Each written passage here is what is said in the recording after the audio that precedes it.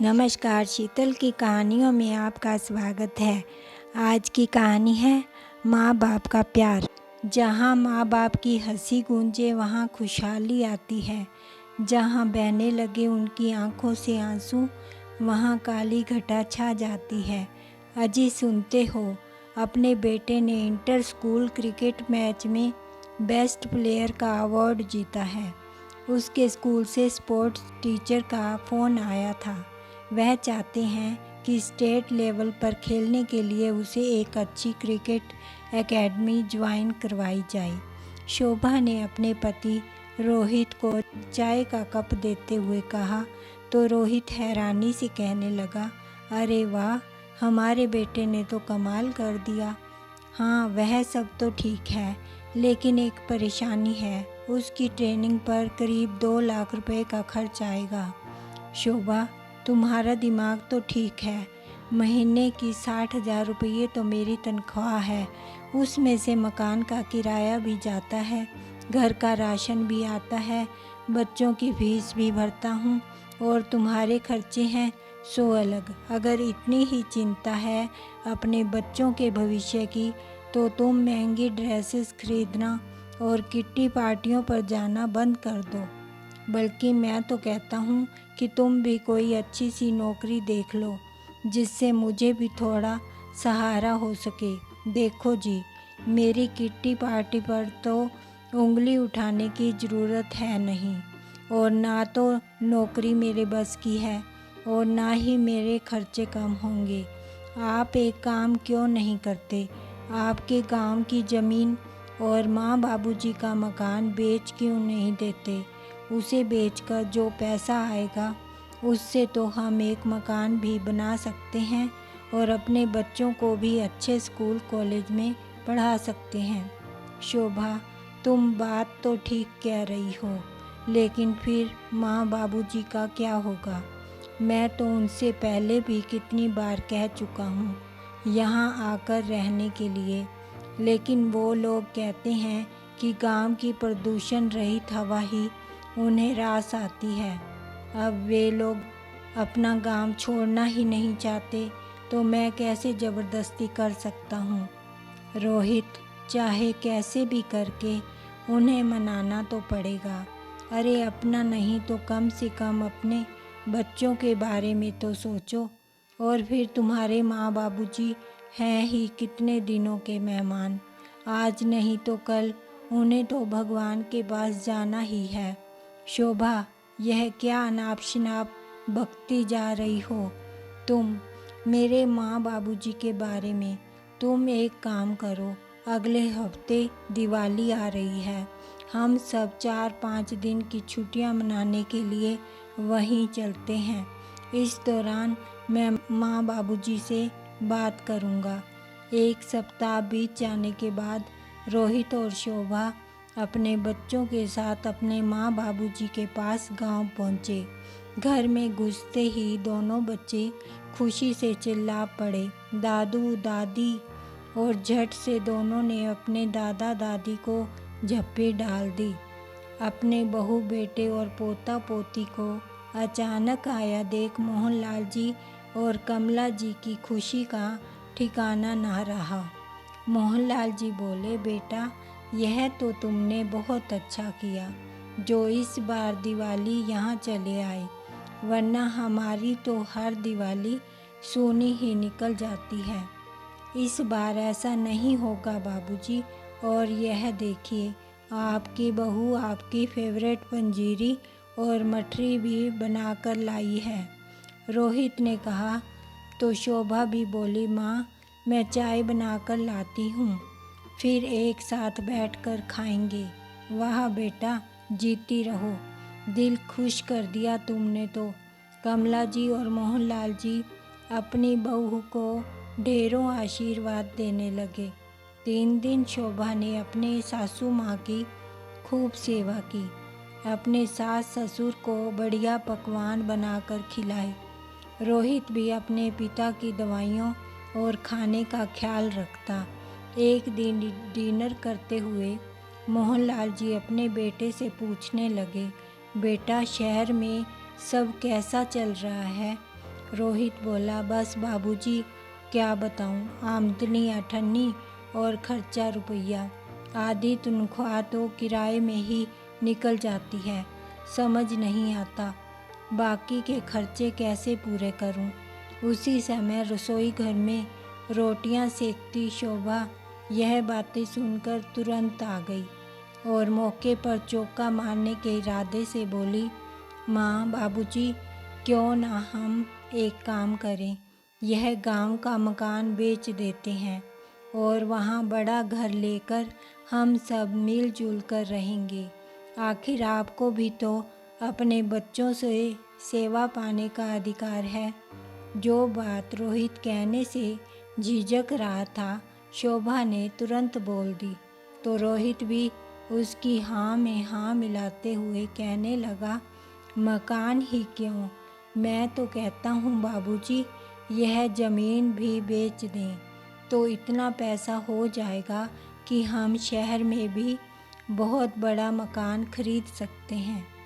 बेटा बहू की बातें सुनकर मोहनलाल जी को बहुत खुशी हुई और तुरंत इस बात के लिए हामी भर दी, जबकि कमला जी थोड़ी परेशान हो गई और खाना खाने के बाद रात को जब कमरे में आई तो अपने पति से कहने लगी, सुनिए जी, बात तो बच्चों की ठीक है और मैं ये भी जानती हूँ कि मेरे बेटा बहू बहुत अच्छे हैं और इस बार तो बहू ने मेरा दिल ही जीत लिया है, लेकिन फिर भी मकान और ज़मीन बेचने को मेरा मन नहीं मानता।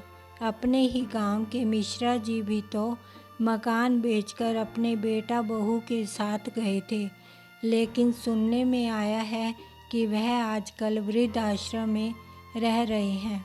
हमें सोच समझकर ही फैसला लेना होगा। अरे कमला, मिश्रा जी के बेटे को तो मैं अच्छी तरह जानता हूँ, एक नंबर का लालची था वो। उस जैसी औलाद होने से तो औलाद ना होना बेहतर है। तुम उसकी तुलना अपने बेटे से मत करो, हमारा बेटा तो हीरा है, हीरा। रोहित के कहने पर मोहनलाल जी ने अपना मकान और ज़मीन बेचने पर लगा दी और कुछ ही दिनों में सब कुछ बेचकर अपने बेटे के साथ शहर चले आए। मोहनलाल जी ने रोहित को एक बड़ा सा घर दिलवाया जहां सब लोग एक साथ रहने लगे। शुरू शुरू में सब कुछ बहुत अच्छा था। रोहित और शोभा अपने माँ बाबूजी की खूब सेवा करते। सास बहू आपस में माँ बेटी की तरह रहने लगे। सफाई और बर्तन के लिए काम वाली लगी हुई थी और बाकी का सारा काम वह दोनों मिल बांट कर लेते। लेकिन धीरे धीरे शोभा ने काम से पल्ला झाड़ना शुरू कर दिया। थोड़े ही समय में कमला जी को अपनी बहू के व्यवहार में परिवर्तन नज़र आना शुरू हो गया। बहू पूरे घर को अपने अनुसार चलाने लगी और घर के हर काम में अपनी मनमानी करने लगी। घर का सारा खर्च उसने अपने हाथों में ले लिया।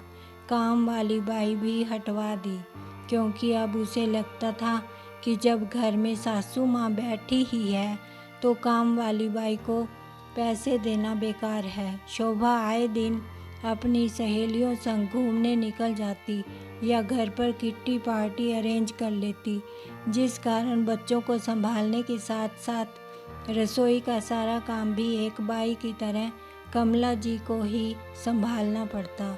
उधर मोहनलाल जी को सब्जी और दूध लाने और बच्चों को स्कूल के लिए बस स्टॉप पर छोड़ कर आने जैसे काम दे दिए गए।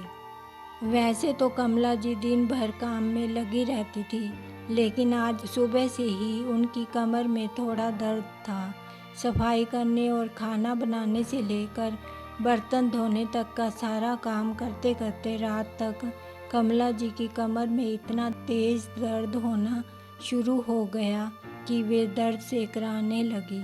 अपनी पत्नी की ऐसी हालत देखकर मोहनलाल जी से रहा ना गया। अगले दिन उन्होंने अपने बेटे से साफ साफ कह दिया कि अगर बहू से काम नहीं होता तो सफाई और बर्तन के लिए एक काम वाली बाई लगा लो, क्योंकि इस उम्र में तुम्हारी माँ इतना काम नहीं संभाल सकती। लेकिन बाबूजी, आप तो जानते हैं कि मेरी तनख्वाह पहले जितनी ही है। मेरे पास इतना पैसा नहीं है कि मैं काम वाली बाई का खर्च उठा सकूं। और वैसे भी माँ और शोभा मिलकर सारा काम कर लेते हैं। आप शांति बनाए रखिए। लेकिन बेटा, घर का लगभग सारा काम तुम्हारी माँ ही करती है। और जहाँ तक रही पैसे की बात, तो आए दिन तो बहू पार्टियों में जाती रहती है, शॉपिंग करने जाती है। आए दिन नए से नए कपड़े पहनते हो तुम लोग। जब इस सब के लिए तुम्हारे पास पैसा है तो काम वाली बाई के लिए क्यों नहीं? आखिर तुम्हारी माँ भी इंसान है। अपने ससुर के मुंह से यह बात सुनते ही शोभा तमा उठी। बाबूजी, आप कैसे कह सकते हैं मेरे बारे में? मैं दिन भर घर का काम करती हूँ, और अगर दिन में थोड़ी देर के लिए अपनी सहेलियों के साथ बाहर चली जाती हूँ तो इसमें हर्ज ही क्या है? और फिर आप दोनों दिन भर करते ही क्या हैं? अगर थोड़े हाथ पैर चला भी लिए तो कौन सी मुसीबत आ गई? बहू की बातें सुनकर कमला जी और मोहनलाल जी अवाक रह गए, और उनका बेटा रोहित गुस्से भरी निगाहों से उसे कमरे में आने का इशारा करके चला गया। जैसे ही शोभा कमरे में आई, रोहित बोला, शोभा, थोड़ी तो शर्म करो। उनका ही सब कुछ लूटकर आज तुम ऐसी बातें कर रही हो। रोहित की बात सुनकर शोभा भड़कते हुए बोली, तो क्या गलत कह दिया मैंने? उनके कारण मैं अपने आप को नहीं बदलूंगी। मैं पार्टी में भी जाऊंगी और लेटेस्ट डिजाइन के कपड़े भी खरीदूंगी। और अगर उन्हें ऐतराज़ है तो वे लोग अपने गांव वापस जा सकते हैं। तुम ऐसे कैसे कह सकती हो शोभा? वे लोग केवल हमारे खातिर अपना सब कुछ बेचकर यहाँ आए थे, और तुम्हें भी मालूम है कि उनके यहाँ रहते हुए तुम्हें कितनी सहूलियत है। बढ़िया खाना, घर की साफ सफाई, बच्चों की देखभाल और घर की चौकीदारी, सब काम तो कर देते हैं। मुझे सब मालूम है, लेकिन जो तीखी बातें उन्होंने आज मुझे सुनाई हैं, उसके बाद तो मैं उन्हें यहाँ हरगिज नहीं रहने दूंगी। अपनी पत्नी के मुंह से ऐसी बातें सुनकर रोहित अपना सिर पकड़कर बैठ गया। लेकिन अब शोभा ने तय कर लिया कि वे अपने सास ससुर को चैन से नहीं रहने देगी। खैर, कुछ दिन यूं ही बीते। आज मोहनलाल जी और कमला जी की शादी की सालगिरह थी। यह दिन मोहनलाल जी के लिए बहुत ही खास था, इसलिए वे आज बहुत खुश थे। हर बार की तरह इस बार भी वे अपनी शादी की सालगिरह को यादगार बनाना चाहते थे। इसलिए मोहनलाल जी सुबह सुबह ही नहा धोकर तैयार हो गए थे। जैसे ही मोहनलाल जी कमरे से बाहर निकले तो उनकी बहू शोभा ने उनके हाथ में एक थैला और 500 रुपये थमाते हुए कहा, बाबूजी, सब्जियां ख़त्म हो गई हैं, ले आइएगा। और हाँ, हरी मिर्च और धनिया पत्ती लाना मत भूलिएगा।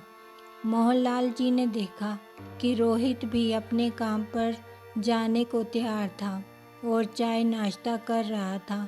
मोहनलाल जी अपने बेटे के पास गए और उसे कहने लगे, बेटा, तुम्हें तो पता ही है कि आज का दिन मेरे लिए कितना मायने रखता है, इसलिए मैं चाहता हूँ कि तुम्हारी माँ को कुछ सरप्राइज़ दूँ। कहते हुए मोहनलाल जी ने अपने बेटे से कुछ पैसे मांगे तो रोहित ने कहा, बाबूजी, मैं तो महीने की तनख्वाह लाकर शोभा के हाथ में दे देता हूँ, आप उसी से मांग लीजिए।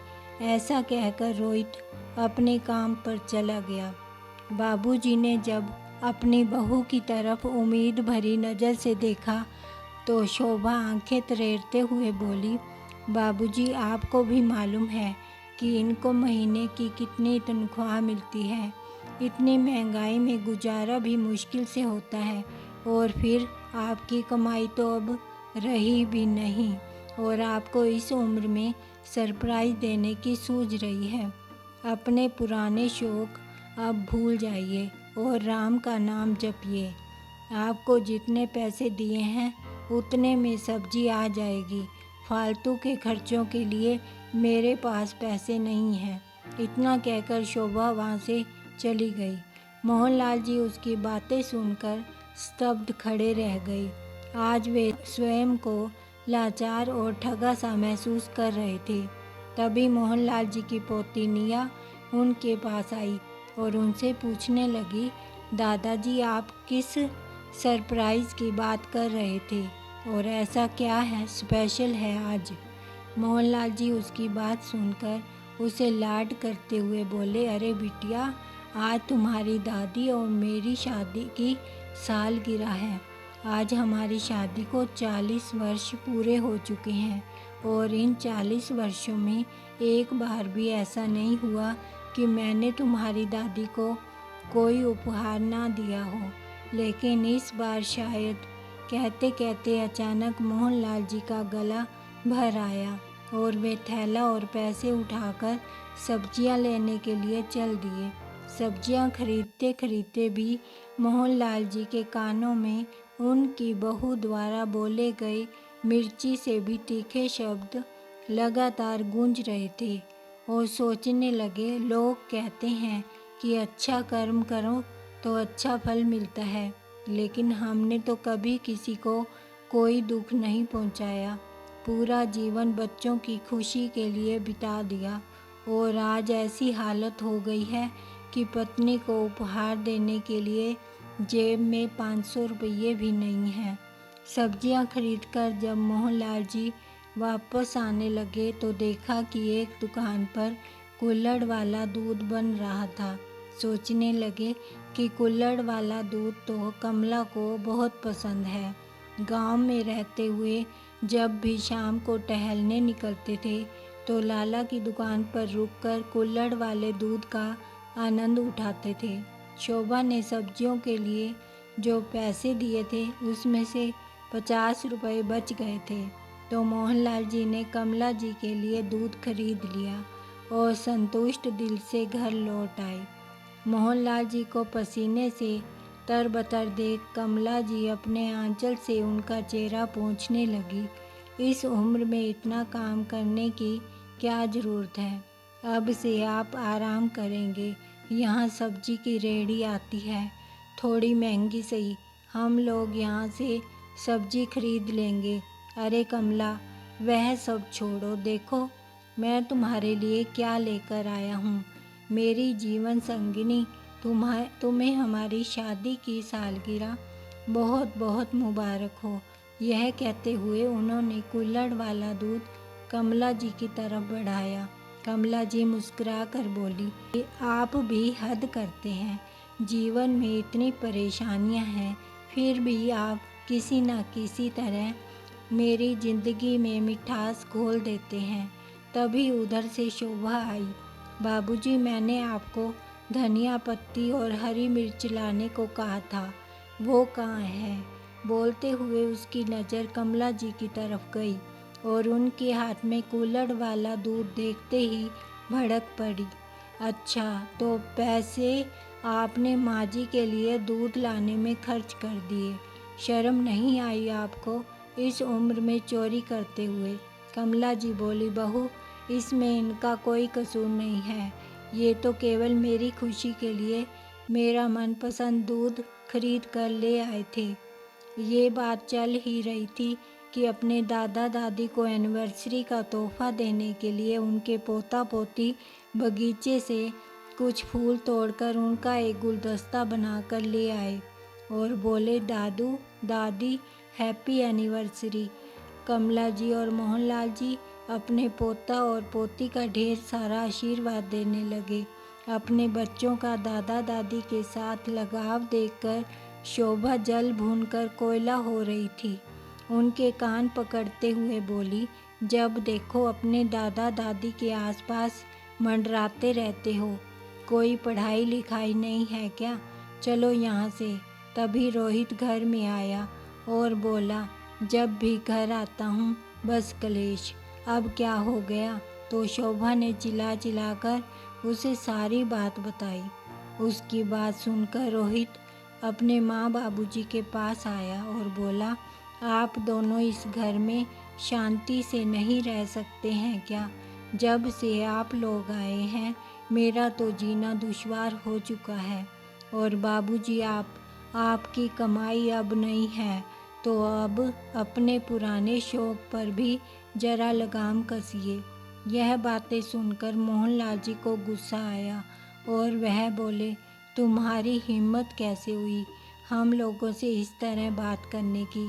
यह मत भूलो कि केवल हमारी वजह से आज तुम लोग इस घर के मालिक बने बैठे हो। तो कोई एहसान नहीं किया है आप लोगों ने।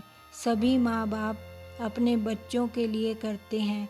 ये कहते हुए गुस्से से तिलमिलाता रोहित अपने पैर पटकता हुआ अपने कमरे में चला गया। कमला जी और मोहनलाल जी अपने बेटे बहू के रवैये पर हैरान थे। मोहनलाल जी की नज़र अपनी पत्नी की ओर गई तो देखा उसकी आंखों में आंसू थे। बस अब बहुत हुआ, यह सोचकर मोहनलाल जी अपनी अलमारी खोलकर कुछ टटोलने लगे। अगले दिन सुबह जब रोहित नौकरी पर जाने के लिए तैयार होकर जूते पहन रहा था तो देखा मोहनलाल जी अपने थैले में कुछ कागज रखते हुए बाहर की ओर निकल रहे थे। तब रोहित ने पूछा, कहाँ जा रहे हैं? तो मोहनलाल जी बोले, बैंक जा रहा हूँ, कुछ पैसों की ज़रूरत है। इस पर रोहित ने कहा, आपको पैसों की क्या ज़रूरत पड़ गई? तो मोहनलाल जी बोले, बेटा मैं कोई भिखारी नहीं हूँ जो तुमसे पैसे मांगता रहूँगा। भले ही तुम्हारे कहने पर मैंने गांव का मकान और ज़मीन बेच दिए, लेकिन फिर भी मेरे पास एफडी में कुछ पैसे पड़े हैं और वह मेरे हैं। शाम को जब तुम ऑफिस से घर आओगे तो मुझे तुमसे कुछ ज़रूरी बात करनी है। इतना कहकर मोहनलाल जी घर से बाहर निकल गए। शाम के 7 बज चुके थे। रोहित भी ऑफिस से घर वापस आ चुका था, लेकिन मोहनलाल जी अभी तक घर नहीं आए थे। उधर कमला जी की चिंता बढ़ती जा रही थी। करीब 7:30 बजे मोहनलाल जी जब घर लौटे तो उनके हाथों में कुछ उपहार थे। अजी कहाँ चले गए थे आप? मुझे तो आपकी बहुत चिंता हो रही थी। मोहनलाल जी ने देखा जहाँ उनकी पत्नी की आंखों में घबराहट थी तो उधर रोहित और शोभा उन्हें गुस्से से भरी निगाहों से देख रहे थे। बेटा बहू को गहरी निगाह से देखते हुए मोहनलाल जी कमला जी को कहने लगे, अरे भाग्यवान, कल तो शादी की सालगिरह पर मैं तुम्हें कुछ दे नहीं पाया। तुम्हारी सभी साड़ियाँ पुरानी हो गई थी ना, तो आज मैं तुम्हारे लिए तुम्हारी मनपसंद सिल्क की साड़ी खरीद कर लाया हूँ और तुम्हारी पसंद की दाल मखनी और पनीर की सब्जी भी लाया हूँ। जो सेलिब्रेशन हमने कल नहीं किया वह आज करेंगे। हमें किसी की 4 बातें सुनने की कोई ज़रूरत नहीं है। ऐसा कहते हुए मोहनलाल जी सोफे पर बैठे और सामने रखी मेज पर एक पैर रखा और उसका दूसरा पैर चढ़ाकर आराम से बैठ गए। ससुर की बातें सुनकर शोभा गुस्से से लाल हो रही थी तो रोहित अपने पिता को झिड़कते हुए बोला, बाबूजी यह भी कोई तरीका है घर में बैठने का? अगर आपको लेटना ही है तो अपने कमरे में जाकर लेटिए। तो मोहनलाल जी बोले, यह घर मेरा है, यह सोफ़ा मेरा है और तुम मुझे बताओगे कि मुझे कहाँ बैठना चाहिए और क्या खाना चाहिए? अपने बाबूजी के मुंह से ऐसी बातें सुनकर रोहित और शोभा का मुंह खुला का खुला रह गया। शोभा बोली, आप शायद भूल रहे हैं, यह घर आपका नहीं मेरे पति का है। इस घर पर केवल हमारा हक है। यहाँ वही होगा जो मैं और मेरे पति चाहेंगे। शोभा के मुंह से जिल्लत भरी बातें सुनते हुए भी मोहनलाल जी उसी आरामदायक अवस्था में बैठे रहे और बोले, तुम किस हक की बात कर रही हो बहू? पूछो अपने पति से कि यह घर किसके नाम पर है। टैक्स बचाने के चक्कर में उसने अपनी माँ, जो कि महिला सीनियर सिटीजन है, के नाम पर रजिस्ट्री कराई थी और मैं भी यही चाहता था कि यह घर तुम्हारी माँ के नाम पर ही रहे, इसलिए मैंने ही उसे यह सुझाव दिया था। इस मतलबी दुनिया का हाल देखते हुए कमला को अपना मकान बेचते समय ही हम दोनों की सुरक्षा की चिंता हो रही थी, जिसके मद्देनज़र मैंने यह फैसला लिया था। इस घर में मैं जो कुछ भी करूं, उसके लिए मुझे तुम लोगों से अनुमति लेने की ज़रूरत नहीं है। मुझे नहीं लगता इतना बड़ा धोखा। शोभा चिल्लाने लगी, धोखा तो तुम हमारे साथ करने चली थी बहू, जो तुम पर ही उल्टा पड़ गया।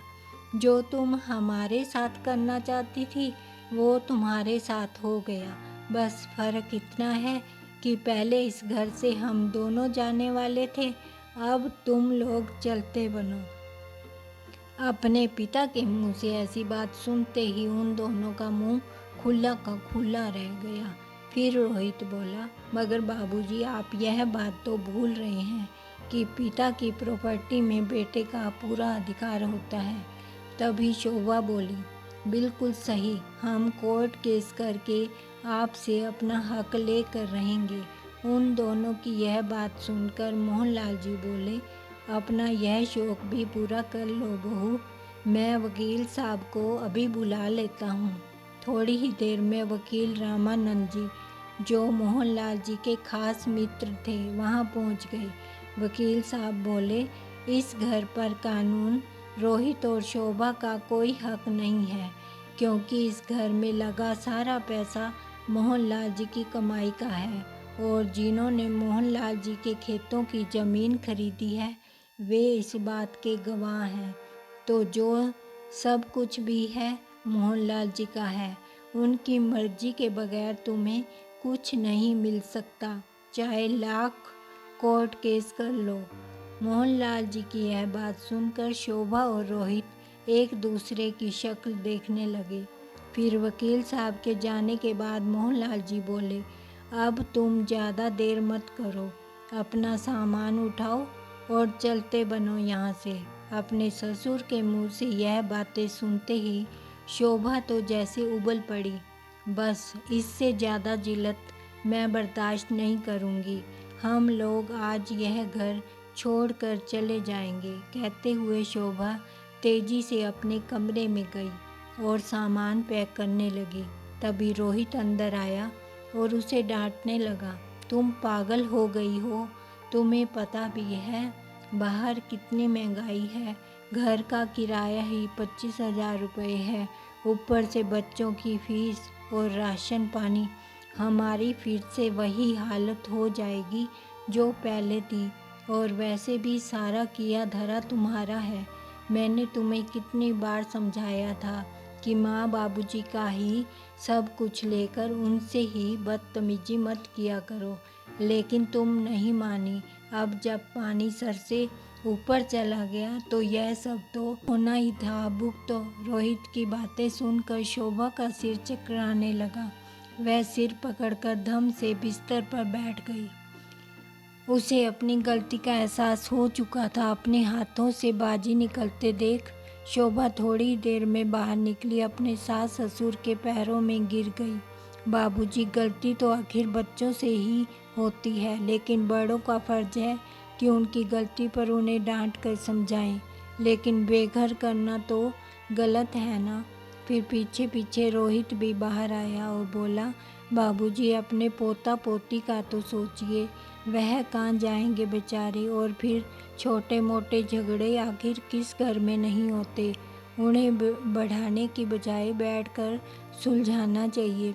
फिर मोहनलाल जी बोले, तुम लोगों के साथ अच्छा रिश्ता रखने की मैंने भरपूर कोशिश की। केवल तुम्हारे लिए हम अपनी इच्छाओं को भी भूल गए, पर तुमने तो अपने माँ बाप का प्यार और त्याग पल में भुला दिया। लेकिन अब मैं अच्छा पिता बनने की ख्वाहिश नहीं रखता हूँ। अब मुझे केवल एक अच्छा पति बनना है। और रोहित, अगर अब तुम लोग इस घर में रहना चाहते हो तो तुम्हें मुझे महीने के 10,000 रुपये देने होंगे, जिससे मैं और मेरी पत्नी अपना खर्च चला सके। और घर और रसोई का सारा काम तुम्हारी पत्नी देखेगी। तुम्हारी माँ अब से घर का कोई काम नहीं करेगी। यदि तुम्हें मंजूर है तो तुम लोग यहाँ रह सकते हो, वरना दरवाज़ा तुम्हारे सामने है। इतना कहने के बाद मोहनलाल जी अपनी पत्नी के साथ बैठकर अपना पसंदीदा भोजन करने लगे। उस दिन के बाद से रोहित समय पर अपने पिता के हाथ में महीने का खर्च थमा देता। उधर शोभा ने भी वचन दिया कि वो अपनी भूल सुधारने की पूरी कोशिश करेगी। अब मोहनलाल जी ने अपनी पत्नी को भी समझा दिया था कि अब अपनी ज़िंदगी की खुशियों को किसी के लिए कुर्बान करने की कोई ज़रूरत नहीं है। खुद के लिए जीना शुरू करो और ठाठ से जियो। उस दिन के बाद से मोहनलाल जी और कमला जी अपने पोता पोती के साथ बैठकर टीवी देखते, खाते पीते और ज़िंदगी का आनंद उठाते। ध्यान रखना, कभी अपने माँ बाप को ना सताएं। आपकी वजह से उनकी आंखों में आंसू ना आए। आपको यह कहानी कैसी लगी? प्लीज़ लाइक करें, कमेंट करें और सब्सक्राइब करना बिल्कुल ना भूलें। धन्यवाद।